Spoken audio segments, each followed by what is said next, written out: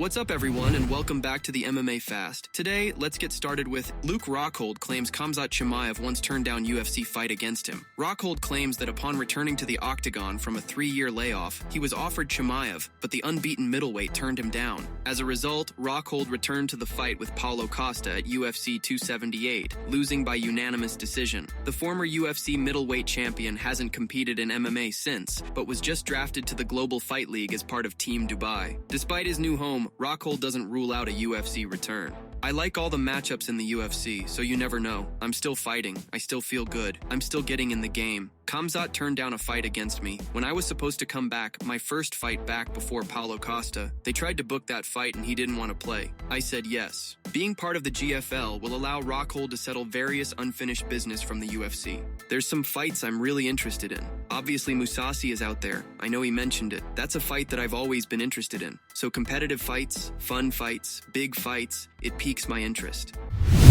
Shara Magomedov made a statement to Michael Page. Legend has it, Shara Magomedov has never shot for a takedown in a fight, and he doesn't plan on changing that Saturday at UFC Fight Night 250. Shara Magomedov wants fans to know that while both he and opponent Michael Page are elite on the feet, there's a difference in their attack. He's a 10-time kickboxing champion with light contact kickboxing. I've fought in stadiums in Thailand and other places. I have the status of master of sports in different fighting categories, in different fighting sports. I have better striking. I have better cardio. I think when we're in the octagon together, there's going to be nowhere for him to run. That's different because kickboxers, they usually just fight for points. They lightly touch. But when it comes to Muay Thai and Lethwei, the folks who do those type of sports, they kick and hit so hard as to break a bone of their opponent. It's every punch and every hit could be a fight-ending punch. Through 4 UFC appearances, Magomedov has 2 decision wins and 2 knockout finishes. A strike-happy fighter, Magomedov often spends much of his defensive effort trying to fend off opponents' grappling attempts. I've had 20 fights in MMA at this point, and I've never went for a takedown. I watched his fights. It doesn't look like he goes for takedowns too much, but I'm going to be that person. I'm going to make MVP be the first one to jump for a takedown. It shows that I'm one of the best strikers when it comes to the middleweight division or the welterweight division. I'm going to show when it comes to my striking, there's no equals to me. In this fight, on my side is the strength, the power. On his side is the speed and the movement.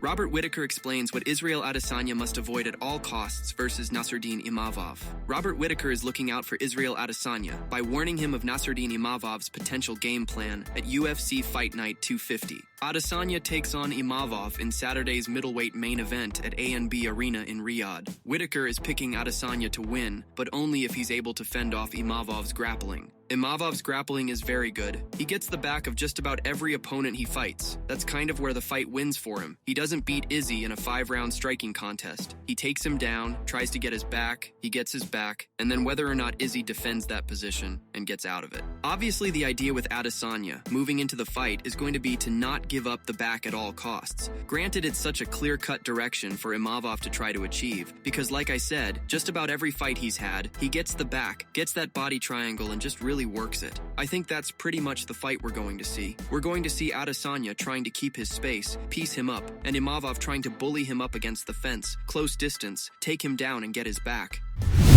Dricus du Plessis not focused on Islam Makhachev. Dricus du Plessis doesn't see Islam Makhachev, giving him much of a problem if they ever share the octagon. There has been much chatter from Makhachev's camp about moving up to welterweight in hopes of becoming a champ, but an eventual move to 185 pounds has also been teased. During an interview with Main Event TV, Dricus du Plessis said his attention is on his UFC 312 title fight, not on Islam Makhachev.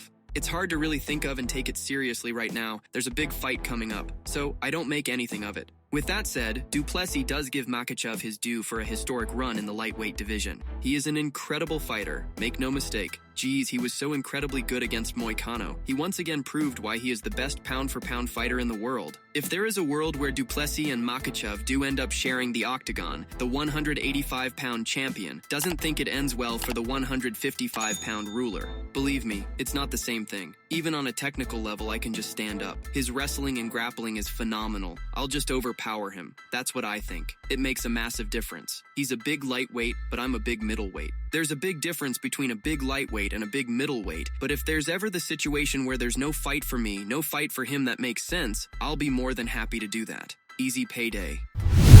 Michael Chandler says Paddy Pimblett definitely a possibility next. The The former UFC title challenger is coming off back-to-back losses to Dustin Poirier and most recently Charles Oliveira at UFC 309. With Arman Tsarukyan having to climb his way back to title contention after pulling out of his title fight against Islam Makhachev at UFC 311, Chandler may pivot his attention away from Pimblett. I definitely think that it's possible at this point. If you would have asked me before the Arman versus Islam debacle, I would be like, yeah, Paddy is a higher likelihood. Now, it might have gone down because why wouldn't I fight Arman next? But Paddy is definitely a possibility. It's a big fight, it's a fun fight, and it's a fight that I like stylistically. Not to take anything away from him, but when you fought Dustin, you fought Justin, you fought Charles, you fought Dan, fighting Paddy Pimblett sounds like a fun day at the office compared to some of those. Pimblett is coming off a first-round submission of King Green at UFC 304 in July. Chandler clarifies that he's a fan of Pimblett's personality and thinks a fight between them would deliver. And I like him. I do. Paddy's got a great brand. I like the way he carries himself. He gets a little fat in the off-season. That's about the only thing I would change about him. But I think it would be fun, and I'd love to go out there and lock horns with him. Alex Pereira reveals conversation with Jon Jones about making UFC superfight a reality. UFC light heavyweight champion Alex Pereira still wants to fight Jon Jones. Jones himself called for the chance to face Alex Pereira following a knockout win over Stipe Miocic in November. However, with Dana White instead hoping to book Jon Jones against Tom Aspinall later this year, the heavyweight will have to wait to face Alex. Regardless, Pereira is dead set on making the fight happen. I'm the champ. I want to fight the champ. Let's make the fight with Jon Jones. Before Jon's last fight, we actually talked about fighting. More random talk, not too much about fighting. He's not a friend or someone I talk with on the regular, but someone I respect. I know he respects me and there's mutual respect. I think Jon wants to fight me. Because of the momentum and the risk, it's a risk fighting Aspinall. There's not a lot to gain there. It's another title fight. But fighting Alex is much bigger achievement. It's a bigger fight. We saw the fight with Stipe later. It was an impressive win and impressive performance.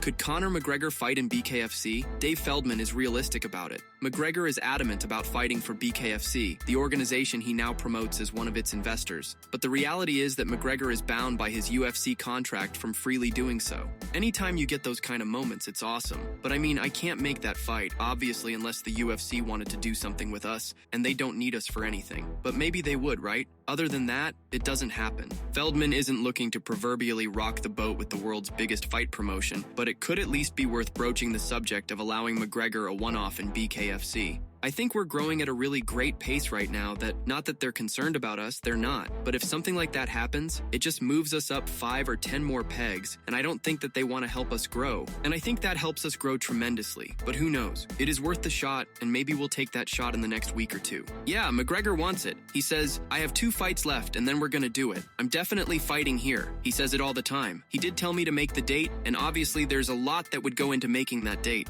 But I mean, wow. Him versus Jeremy Stevens, him versus Mike Perry, it would be amazing.